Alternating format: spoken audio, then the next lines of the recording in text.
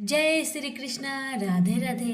नमस्कार दोस्तों, स्वागत है आप सभी का हमारे YouTube चैनल पर। आज की वीडियो में आप सभी सुनेंगे मासिक दुर्गा अष्टमी की व्रत कथा। आपको बता दें कि हर महीने की शुक्ला पक्ष की अष्टमी तिथि के दौरान दुर्गा अष्टमी का उपासक किया जाता है। इस दिन श्रद्धालु दुर्गा माता की पूजा करते हैं और उनके लिए पूरे दिन का व्रत करते हैं। प्रेम से सभी बोलिए दुर्गा मैया की जय हो। अब सुनिए कथा। पौराणिक मान्यताओं के अनुसार प्राचीन काल में असुर दंभ को महिषासुर नाम के एक पुत्र की प्राप्ति हुई थी, जिसके भीतर बचपन से ही अमर होने की प्रबल इच्छा थी। अपनी इसी इच्छा को पूरा करने के लिए उसने अमर होने का वरदान हासिल करने के लिए ब्रह्मा जी की घोर तपस्या आरंभ किया। महिषासुर द्वारा की गई इस कठोर तपस्या से ब्रह्मा जी प्रसन्न भी हुए और उन्होंने वैसा ही किया जैसा कि महिषासुर चाहता था। ब्रह्मा जी ने खुश होकर उसे मनचाहा वरदान मांगने को कहा। ऐसे में महिषासुर, जो सिर्फ अमर होना चाहता था, उसने ब्रह्मा जी से वरदान मांगते हुए खुद को अमर करने के लिए उन्हें बाध्य कर दिया। लेकिन ब्रह्मा जी ने महिषासुर को अमरता का वरदान देने की बात ये कहते हुए टाल दी कि जन्म के बाद मृत्यु और मृत्यु के बाद जन्म निश्चित है, इसलिए अमरता जैसी किसी बात का कोई अस्तित्व नहीं होता। जिसके बाद ब्रह्मा जी की बात सुनकर महिषासुर ने उनसे एक अन्य वरदान मांगने की इच्छा जताते हुए कहा कि ठीक है स्वामी, अगर मृत्यु होना तय है तो मुझे वरदान दे दीजिए कि मेरी मृत्यु किसी स्त्री के हाथ से ही हो। इसके अलावा अन्य कोई दैत्य, मानव या देवता कोई भी मेरा वध ना कर पाए। जिसके बाद ब्रह्मा जी ने महिषासुर को दूसरा वरदान दिया। ब्रह्मा जी द्वारा वरदान प्राप्त करते ही महिषासुर अहंकार से अंधा हो गया और इसके साथ ही उसका अन्याय भी बढ़ गया। मौत के भय से मुक्त होकर उसने अपनी सेना के साथ पृथ्वी लोक पर आक्रमण कर दिया, जिससे धरती चारों तरफ से त्राहिमाम होने लगी। उसके बल के आगे समस्त जीवों और प्राणियों को नतमस्तक होना ही पड़ा। जिसके बाद पृथ्वी और पाताल को अपने अधीन करने के बाद अहंकारी महिषासुर ने इंद्रलोक पर भी आक्रमण कर दिया, जिससे उन्होंने इंद्रदेव को पराजित कर स्वर्ग पर भी कब्जा कर लिया। महिषासुर से परेशान होकर सभी देवी देवता त्रिदेवों के पास सहायता मांगने के लिए पहुंचे। इस पर विष्णु जी ने उसके अंत के लिए देवी शक्ति के निर्माण की सलाह दी। जिसके बाद सभी देवताओं ने मिलकर देवी शक्ति को सहायता के लिए पुकारा और इस पुकार को सुनकर सभी देवताओं के भीतर में से निकले तेज के एक अत्यंत खूबसूरत सुंदरी का निर्माण किया। उसी तेज से निकली माँ आदि शक्ति, जिसके रूप और तेज से सभी देवता भी आश्चर्यचकित हो गए। त्रिदेवी की मदद से निर्मित हुई देवी दुर्गा को हिमवान ने सवारी के लिए सिंह दिया और इसी प्रकार वहां मौजूद सभी देवताओं ने भी माँ को अपने अपने एक अस्त्र शस्त्र सौंपे और इस तरह स्वर्ग में देवी दुर्गा को इस समस्या हेतु तैयार किया गया।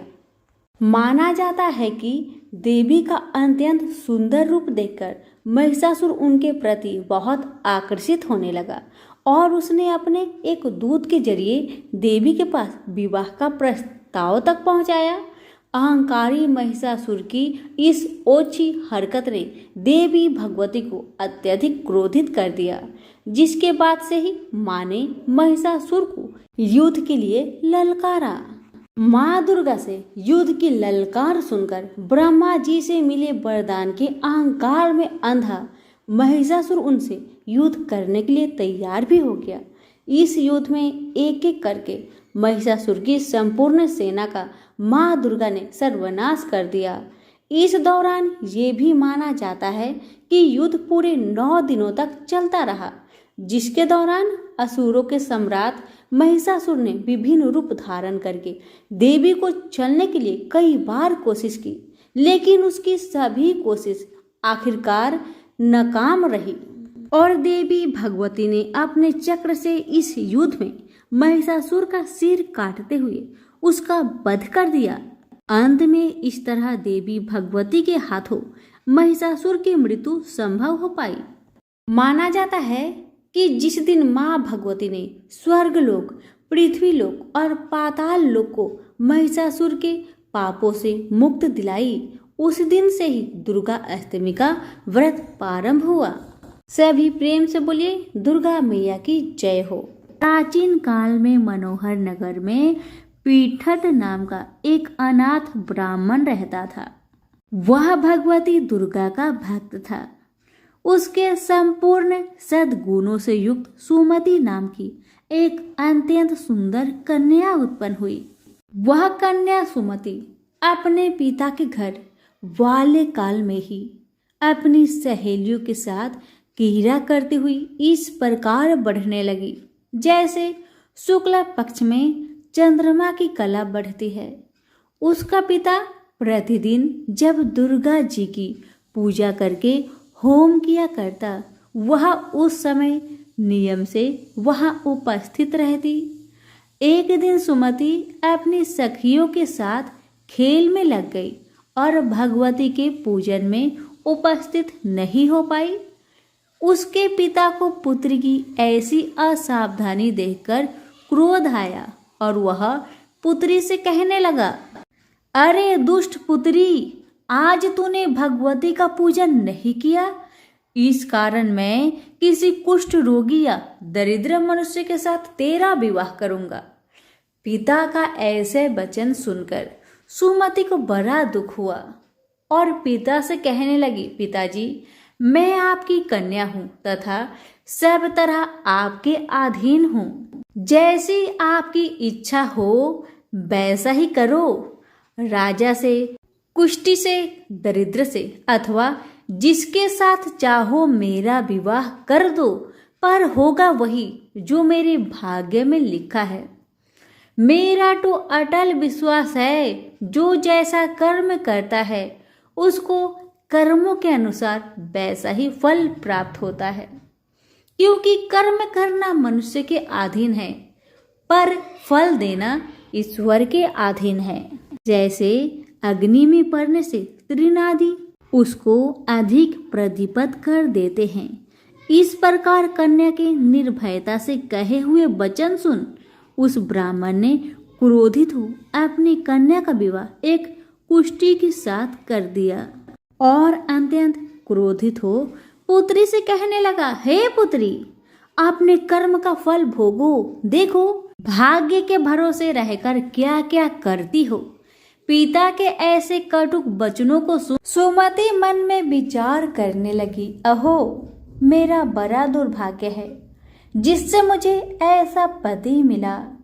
इस तरह अपने दुख का विचार करती हुई वह कन्या अपने पति के साथ वन में चली गई और डरावने कुशा युक्त उस निर्जल वन में उन्होंने वह रात बड़े कष्ट से व्यतीत की। उस गरीब बालिका की ऐसी दशा देख देवी भगवती ने पूर्व पुण्य के प्रभाव से प्रकट हो सुमति से कहा, हे दीन ब्राह्मणी, मैं तुमसे प्रसन्न हूँ, तुम जो चाहो सो वरदान मांग सकती हो। भगवती दुर्गा का यह वचन सुन ब्राह्मणी ने कहा, आप कौन हैं? वह सब मुझसे कहिए। ब्राह्मणी का ऐसा वचन सुन देवी ने कहा कि मैं आदि शक्ति भगवती हूँ और मैं ही ब्रह्म विद्या व सरस्वती हूँ। प्रसन्न होने पर मैं प्राणियों का दुख दूर कर उनको सुख प्रदान करती हूँ। हे ब्राह्मणी, मैं तुझ पर तेरे पूर्व जन्म के पुण्य के प्रभाव से प्रसन्न हूँ। तुम्हारे पूर्व जन्म का वृत्तांत सुनाती हूँ, सुनो। तू पूर्व जन्म में निषाद भील की स्त्री थी और अति पतिव्रता थी। एक दिन तेरे पति निषाद ने चोरी की। चोरी करने के कारण तुम दोनों को सिपाहियों ने पकड़ लिया और ले जाकर जेल खाने में कैद कर दिया। उन लोगों ने तुझको और तेरे पति को भोजन भी नहीं दिया। इस प्रकार नवरात्रि के दिनों में तुमने न तो कुछ खाया और न जल ही पिया। इस प्रकार 9 दिन तक नवरात्र का व्रत हो गया। हे ब्राह्मणी, उन दिनों में जो व्रत हुआ, इस व्रत के प्रभाव से प्रसन्न होकर मैं तुझे मनोवांछित वर देती हूँ। तुम्हारी जो इच्छा हो सो मांगो। इस प्रकार दुर्गा के वचन सुन ब्राह्मणी बोली, अगर आप मुझ पर प्रसन्न हैं तो हे दुर्गे, मैं आपको प्रणाम करती हूँ। कृपा करके मेरे पति का कोढ़ दूर करे। देवी ने कहा, उन दिनों तुमने जो व्रत किया था, उस व्रत का एक दिन का पुण्य पति का कोढ़ दूर करने के लिए अर्पण करो। उस पुण्य के प्रभाव से तेरा पति कोढ़ से मुक्त हो जाएगा। ब्रह्मा जी बोले। इस प्रकार देवी के वचन सुन वह ब्राह्मणी बहुत प्रसन्न हुई और पति को निरुक्त करने की इच्छा से जब उसने तथास्तु ऐसा वचन कहा, तब उसके पति का शरीर भगवती दुर्गा की कृपा से कुष्ठ रोग से रहित हो अति कांतिवान हो गया।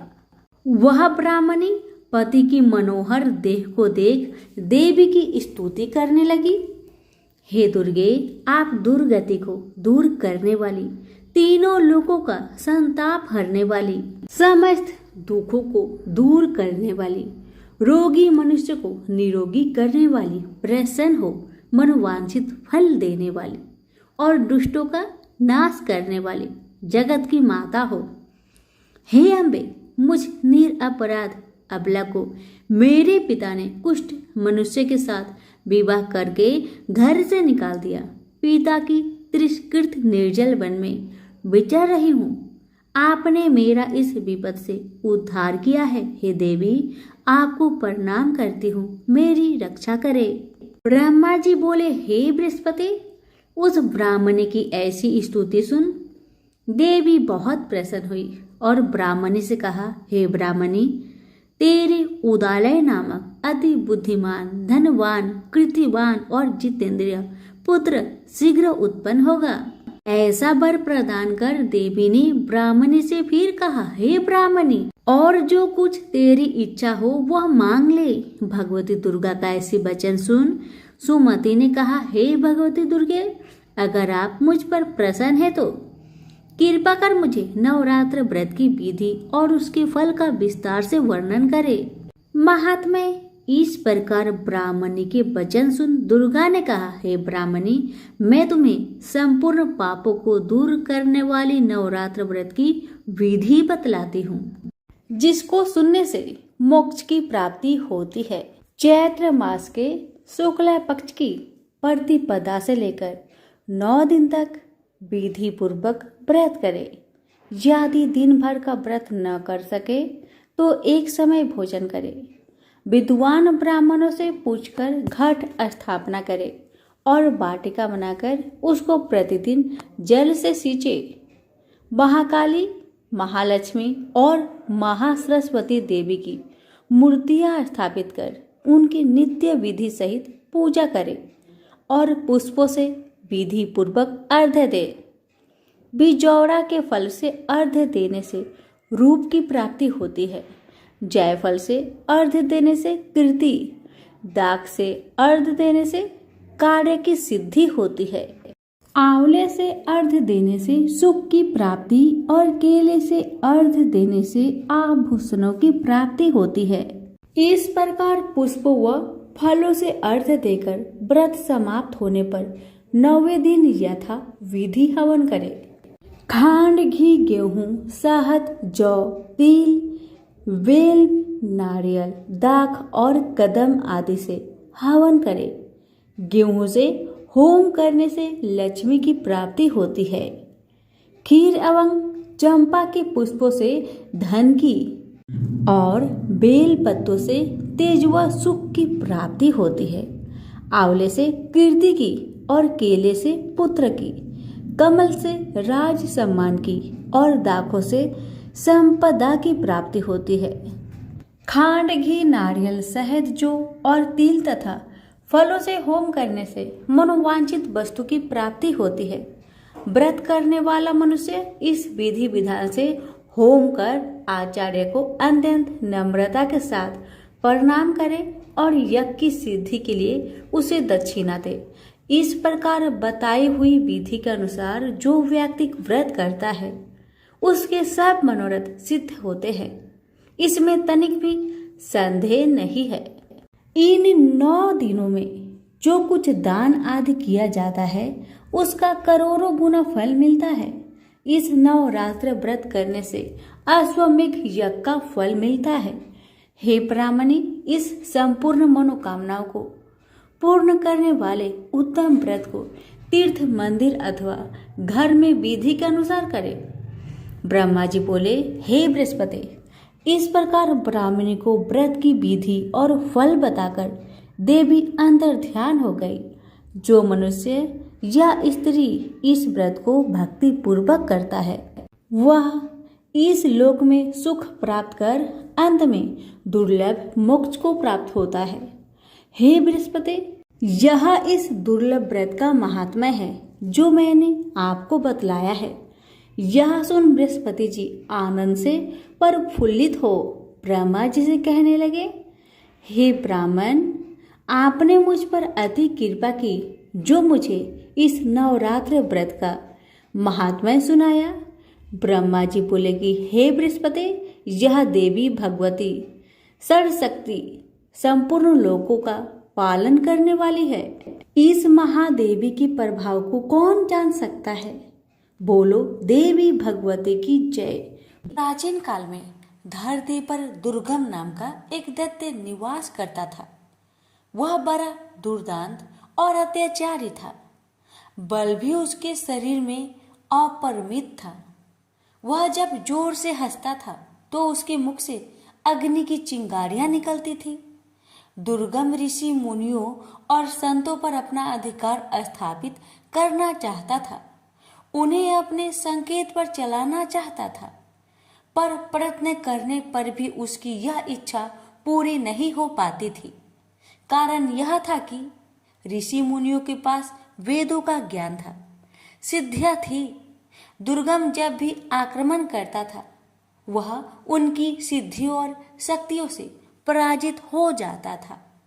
उसने सोचा कि जब तक ऋषियों मुनियों के पास वैद रहेंगे वह उन पर आधिपत्य स्थापित नहीं कर सकेगा। किसी प्रकार उनसे वैद छीन लेने चाहिए। यह सोचकर वह वेद प्राप्त करने के लिए ब्रह्मा जी की तपस्या करने लगा। तप करते करते 100 वर्ष बीत गए। उसकी कठिन तपस्या को देखकर ऋषि मुनि भयभीत हो उठे। वेदों के पंडित कांपने लगे। उन्होंने एक साथ मिलकर दुर्गम के तप को भंग करने का बड़ा प्रयत्न किया, पर दुर्गम हिमालय की तरह अपने स्थान पर अडिग बना रहा। दुर्गम ने अविचलित रूप से 1000 वर्षों तक तप किया। आखिर ब्रह्मा जी का आसन हिला। उन्होंने प्रकट होकर दुर्गम से कहा, वत्स, मैं तुम्हारी तपस्या से प्रसन्न हूँ, बोलो तुम्हें क्या चाहिए? दुर्गम ने ब्रह्मा जी को प्रणाम करते हुए कहा, भगवान, यदि आप मेरी तपस्या से प्रसन्न हैं तो मुझे वेद चाहिए। ब्रह्मा जी वरदान देकर चले गए। वेद दुर्गम के पास आ गए। ऋषि मुनि वेद ज्ञान से वंचित हो गए। उनकी सिद्धियां और शक्तियां लुप्त हो गई। यज्ञ बंद हो गए। यज्ञों में दी जाने वाली हबिया भी बंद हो गई। हबियों से परिपुष्ट होने वाले देवता निर्बल हो गए। दुर्गम ने देवलोक पर आक्रमण करके सहज ही उसे अपने अधिकार में ले लिया। देवता देवलोक छोड़कर भाग गए। उधर धरती पर पानी न बरसने के कारण अकाल पड़ गया। मनुष्य, पशु, पंछी सभी जल और अन्न के अभाव में भूखे मरने लगे। चारों ओर हाहाकार मच गया। भूख से व्याकुल प्रजा राजा के द्वार पर पहुंची। पर राजा के भंडार में भी अन्न का नाम तक नहीं था। राजा दुखी प्रजाजनों के साथ ऋषियों के पास गया। ऋषियों ने कहा, राजन, हम क्या कर सकते हैं? हम वेद मंत्रों को भूल गए हैं। ब्रह्मा जी के वरदान से वे दुर्गम के पास चले गए हैं। पृथ्वी पर न यज्ञ हो रहे हैं, न देवताओं को हवियां दी जा रही है। देवता निर्बल हो गए हैं, वे भी कुछ नहीं कर सकते। इस महासंकट को दूर करने के लिए क्या किया जाए, सोच विचार होने लगा। आखिर में निश्चय हुआ कि हम सबको शक्ति की आराधना करनी चाहिए। राजा, प्रजाजन, ऋषि मुनि नदी तट पर उपस्थित हुए और अंतरकंठ से देवी को पुकारने लगे, माँ, हम दुखियों की रक्षा करो, हम तुम्हारी शरण में हैं। इस महाभयानक संकट की घड़ी में तुम्हें छोड़कर हमारा और कौन सहायक है? हे जगजननी, हम पर दया करो, हमें इस संकट से उबारो। अंतरकंठों की पुकार से भगवती दुर्गा द्रवित हो उठी। वे 1000 भुजाओं के साथ प्रकट हुई। उनके बहुत से नेत्र थे। वे अपने हाथों में भांति भांति के अस्त्र शस्त्र धारण की हुई थी। उनकी आंखों से आंसुओं की बूंदें गिरने लगी। उन बूंदों ने प्रचंड धारा का रूप धारण कर लिया। धारा वेग से ऊपर उठी और देवलोक में जा पहुंची। दुर्गम उस प्रचंड धारा को देखकर भयभीत हो उठा। वह देवलोक छोड़कर भाग खड़ा हुआ। उसके हाथ से वेद छूट गए। धारा वेदों को लेकर धरती पर लौट आई। उसने वेदों को ऋषि मुनियों को सौंप दिया। ऋषि मुनियों ने माँ दुर्गा से प्रार्थना की, माँ, अब आप हमें छोड़कर न जाए, या धरती पर निवास कीजिए। भगवती दुर्गा ने ऋषि मुनियों की प्रार्थना स्वीकार कर ली। वे अपने लोक में न जाकर धरती पर ही रह गई। कहते हैं, सहारनपुर की शाकंभरी देवी वही देवी है जिनकी आंसुओं की प्रचंड धारा में दुर्गम सदा सदा के लिए लुप्त हो गया था और जिन्होंने उनसे वेद भी छीनकर पुनः ऋषियों को सौंप दिए थे। प्रेम से बोलिए, माँ दुर्गा की जय हो, शाकंभरी देवी की जय हो। ये माँ दुर्गा की एक अन्य कथा, ये कथा है पूजा का प्रसाद। एक ब्राह्मण था, वह बहुत गरीब था। इस दशा में भी वह माँ भगवती की बहुत बड़ा भक्त था। उसकी पत्नी भी भोली भाली थी। गरीबी की दिन बिताते हुए उसने पति से कभी कुछ नहीं कहा। ब्राह्मण की एक बेटी थी, वह बड़ी सुंदर और चतुर थी। माँ बाप अपनी बेटी को बहुत प्यार करते थे, किंतु जैसे जैसे बेटी बड़ी होती गई उसके विवाह की चिंता उन्हें सताने लगी। एक समय की बात है कि रात बहुत अंधेरी थी। झमझमाझम बरसते पानी में जब आकाश में बादल गरज रहे थे, तभी किसी ने ब्राह्मण का दरवाजा खटखटाया। ब्राह्मण ने दरवाजा खोला। सामने एक राहगीर खड़ा था। उसने कहा, मैं पास की ही गांव में रहने वाला ब्राह्मण हूँ, रिश्तेदारी में जा रहा हूँ। रास्ते में दिन ढल गया है, बरसात शुरू हो गई है, बड़ी कठिनाई से यहाँ तक आ सका हूँ। ब्राह्मण ने कहा, अतिथि के रूप में आप मेरे लिए पूज्य हैं। घर में जो कुछ रूखा सूखा है उसे खाकर संतोष करें। अतिथि ब्राह्मण सत्कार से बहुत प्रसन्न हुआ। बातों बातों में उसे ब्राह्मण की गरीबी और बेटी के विवाह की चिंता की भनक पड़ गई। उसने ब्राह्मण से कहा, आप चिंता ना करें, मेरे गांव में ब्राह्मण का ही एक सुशील लड़का है। मैं आपकी बेटी के हाथ पीले करवाने की जिम्मेदारी उठाता हूँ। दूसरे दिन वह ब्राह्मण चला गया। उसी के प्रयत्न से ब्राह्मण की पुत्री का विवाह हो गया। मगर एक इच्छा और रह गई। माँ दुर्गा देवी की पूजा हो जाती और घर पर 2-4 ब्राह्मण भोजन कर लेते तो कितना अच्छा होता। ब्राह्मण बोला, मेरे मन में भी यह बात थी। विवाह के बाद बेटी को भी नहीं भुला पाए। माँ दुर्गा की पूजा के बहाने उसे भी बुला लेते। नवरात्रि आ रहे हैं, मगर पूजा यूं थोड़ी ही होती है, पैसे तो चाहिए था, कहाँ से लाऊं पैसा? पत्नी बोली, मन में संकल्प है तो काम अवश्य पूरा होगा। माँ दुर्गा की कृपा होगी। तुम जाकर भगवती दुर्गा की मूर्ति लेकर आओ। पत्नी की बात सुनकर ब्राह्मण का उत्साह जाग उठा। वह एक मूर्तिकार के पास गया। मूर्ति का दाम पूछा तो चौंक पड़ा। मूर्ति महंगी थी। ब्राह्मण निराश होकर लौटने लगा। मूर्तिकार सज्जन व्यक्ति था। वह ब्राह्मण की व्यवस्था तार गया। बोला, निराश ना हो, लाओ, तुम्हारे पास जितने पैसे हो मुझे दे दो और मूर्ति ले जाओ। ब्राह्मण सुनकर सोच में पड़ गया। जेब टटोली, उसमें केवल 1 रुपया था, जबकि मूर्ति 10 रुपए की थी। परंतु मूर्तिकार ने उससे 1 रुपए में ही दुर्गा माता की मूर्ति दे दी। घर आकर पत्नी को दुर्गा की मूर्ति दिखाई, लेकिन उस समय पत्नी बीमार थी। ब्राह्मण अकेले ही तैयारी में जुट गया। पत्नी ने कहा, पूजा शुरू होने से पहले बेटी को ससुराल से लेकर आ जाना।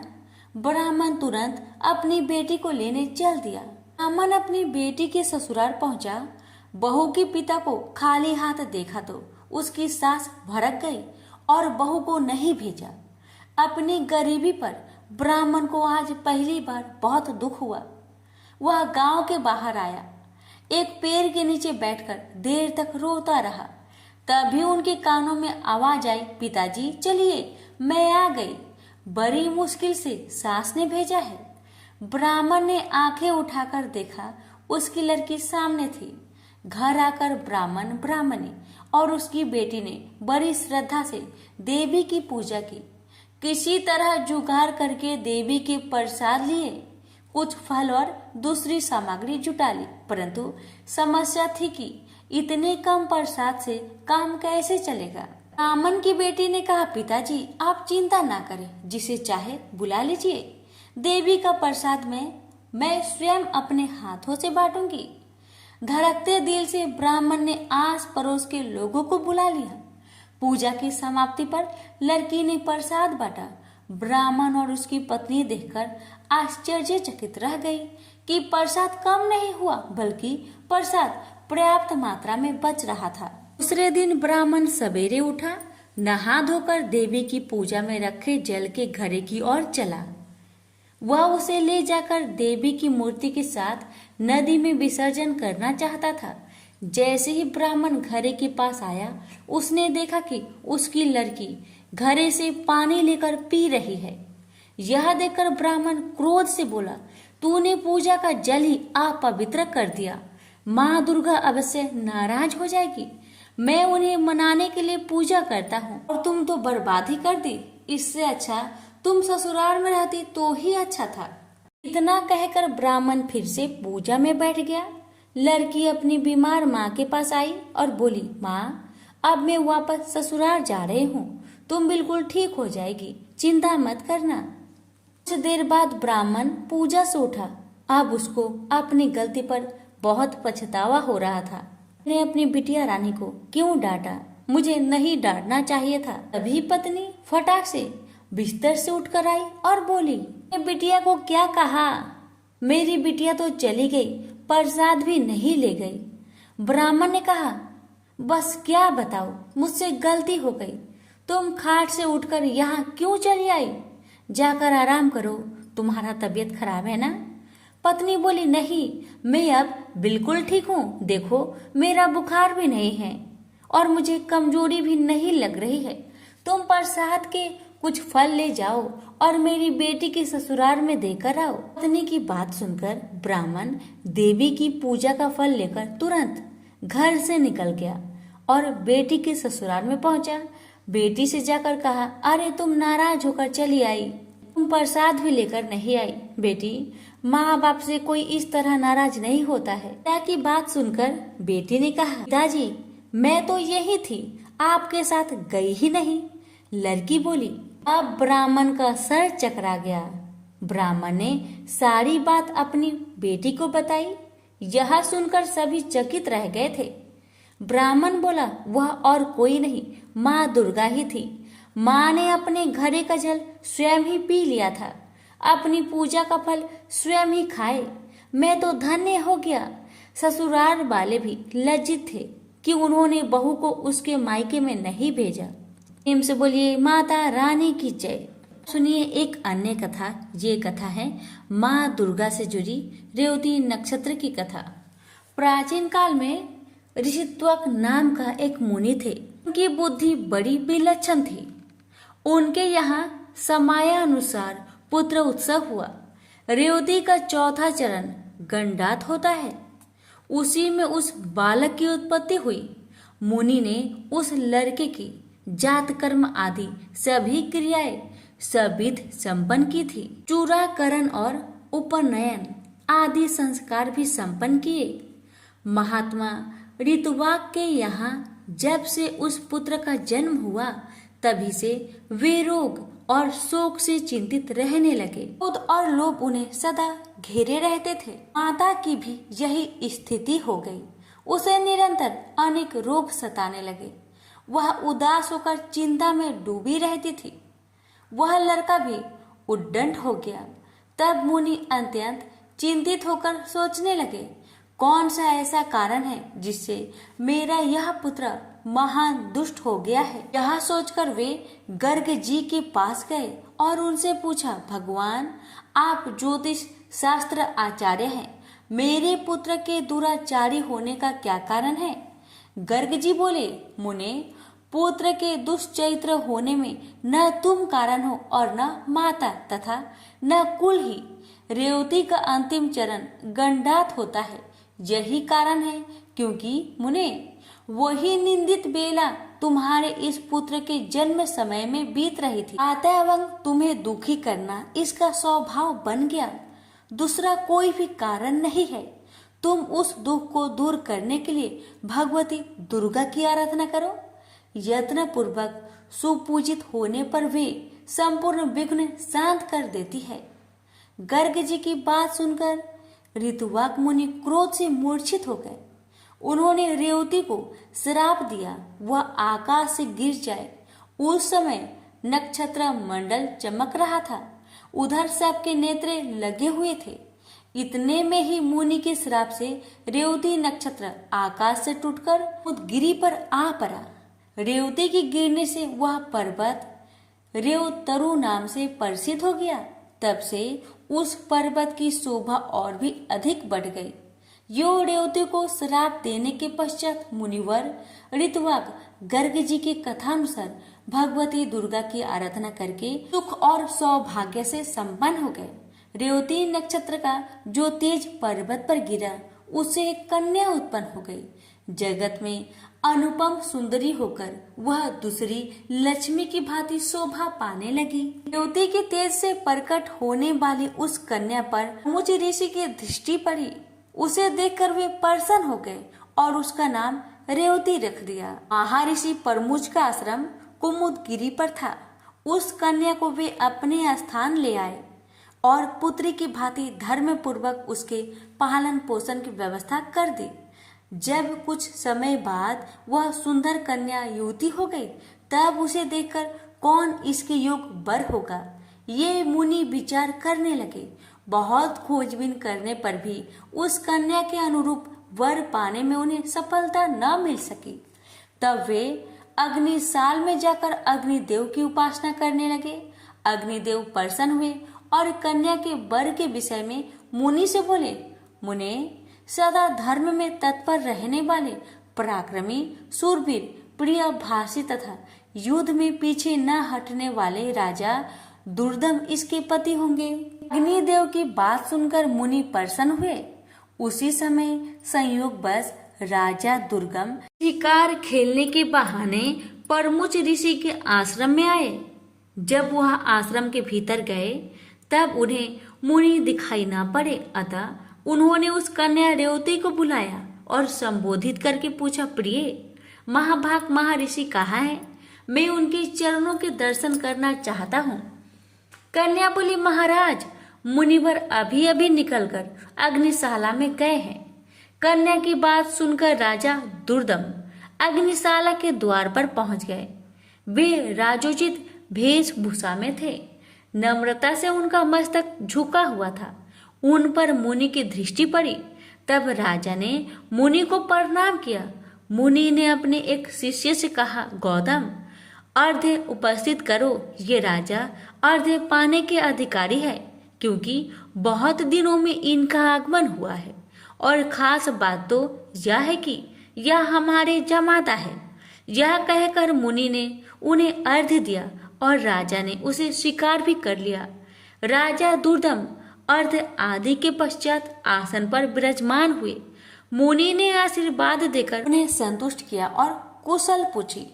कहा, राजन, तुम्हारी सेना खजाना, त्रिमंडली, भृत्य वर्ग, मंत्री वर्ग, देश नगर और स्वयं आत्मा में किसी प्रकार की अशांति तो नहीं है। तुम्हारी पत्नी की तो कुशल पूछनी ही नहीं है, क्योंकि वह तो मेरे यहाँ ही ठहरी हुई है।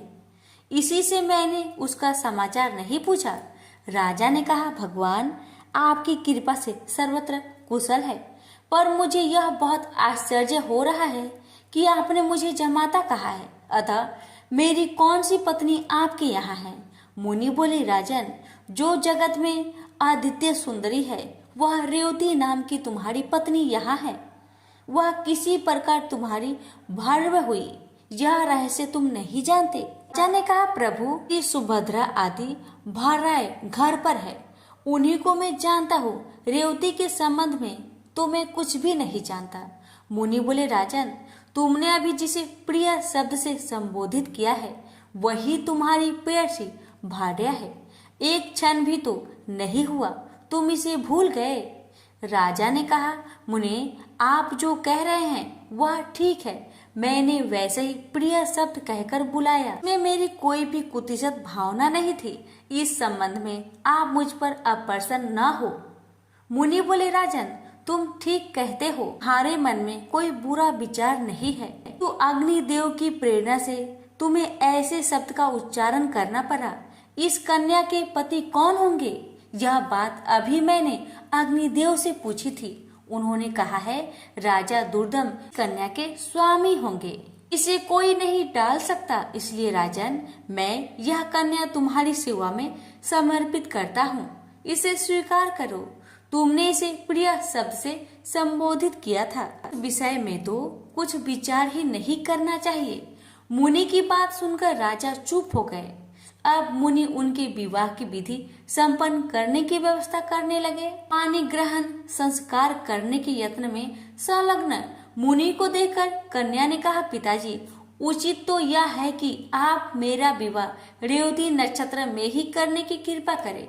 मुनि बोले, बत्से, अनेकों विवाहिक नक्षत्र है, फिर रेवती नक्षत्र में ही क्यों विवाह करें? रेवती तो इस समय नक्षत्र मंडल में है भी नहीं। कन्या ने कहा, रेवती से भिन्न नक्षत्र मेरा विवाह संस्कार सुमोचित न होगा। अतएव मैं आपसे प्रार्थना करती हूँ, इस नक्षत्र में ही मेरी विवाहिक रस्में संपन्न करने की कृपा करें। मुनि बोले, बहुत समय पहले ऋतुवाक मुनि ने रेवती को नक्षत्र मंडल से नीचे गिरा दिया था। अब वहाँ स्थान नहीं रहा है। फिर उसी नक्षत्र में विवाह करने के लिए तुम क्यों जोर दे रही हो?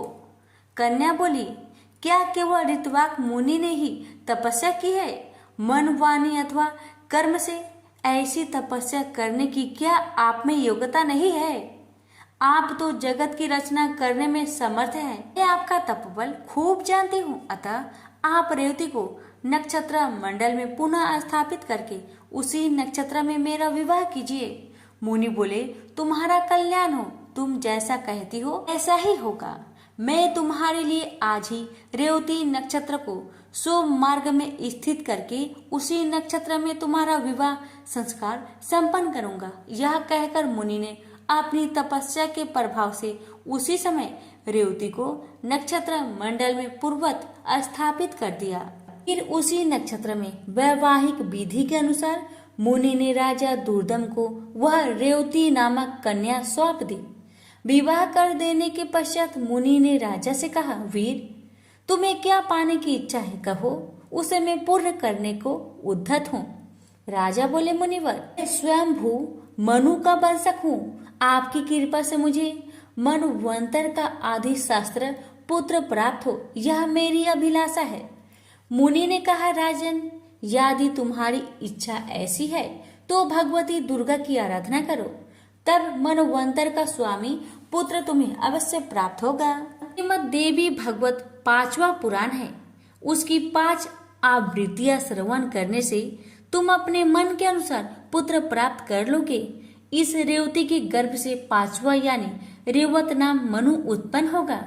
मुनि की यो कहने पर राजा ने उनके चरणों में मस्तक झुकाया और अपनी पत्नी को साथ लेकर वे अपने नगर को चले गए और राजगद्दी पर बैठकर उन्होंने शासन आरंभ कर दिया। एक बार महात्मा लोमश जी राजभवन में पधारे। राजा ने प्रणाम करके उनका स्वागत सत्कार किया और हाथ जोड़कर कहा, मुने, आप सर्वसमर्थ है, मुझे पुत्र पाने की इच्छा है, अतः आप श्रीमद् देवी भागवत नाम का पुराण सुनाने की कृपा कीजिए। राजा की बात सुनकर लोमश जी बड़े प्रसन्न हुए और बोले, राजन, तुम धन्य हो, तभी तो त्रिलोक जननी भगवती दुर्गा में तुम्हारी ऐसी भक्ति जागृत हो गई है। जो भगवती जगदम्बिका देवता, दानव और मनुष्य की परम आराध्य है, उनमें जब तुम्हारी भक्ति हो गई तब फिर तुम्हारा कार्य सिद्ध होने में क्या संदेह है। अतएव मैं तुम्हें देवी भगवत पुराण अवश्य सुनाऊंगा। उसके श्रवण मात्र से कोई भी पदार्थ पाने की इच्छा शेष नहीं रहती। यह कहकर लोमश जी ने शुभ मुहूर्त में कथा आरंभ कर दी। समय व्यतीत होने पर भगवती की कृपा से रानी को लोक का कल्याण करने वाला गर्भ ठहर गया। गर्भ की अवधि पूर्ण होने पर ग्रहों के उत्तम युग में रानी ने पुत्र को जन्म दिया। पुत्र जन्म की बात सुनकर राजा की खुशी का ठिकाना न रहा। फिर रेवत नाम से विख्यात वह बालक संपूर्ण क्रियाओं का परगामी, धर्मात्मा, धर्म का प्रवचन एवं अनुष्ठान करने वाला, परम पराक्रमी तथा अस्त्र बेताओं में सर्वश्रेष्ठ निकला। तदंतर ब्रह्मा जी ने रेवत को मनु के पद पर प्रतिष्ठित कर दिया। रेवत मनवंतर के स्वामी बनकर धर्म पूर्वक पृथ्वी पर शासन करने लगे। प्रेम से बोलिए जगदम्बा माता की जय। हमारी सुनाई हुई कथा आपको अच्छी लग रही है तो हमारे चैनल को सब्सक्राइब कर लीजिए, क्योंकि नवरात्रि के दौरान हमारे चैनल पर हर रोज माँ दुर्गा की कथा सुनाई जाएगी। दुर्गा की कथा सुनने के लिए हमारे चैनल को सब्सक्राइब करना ना भूले। धन्यवाद।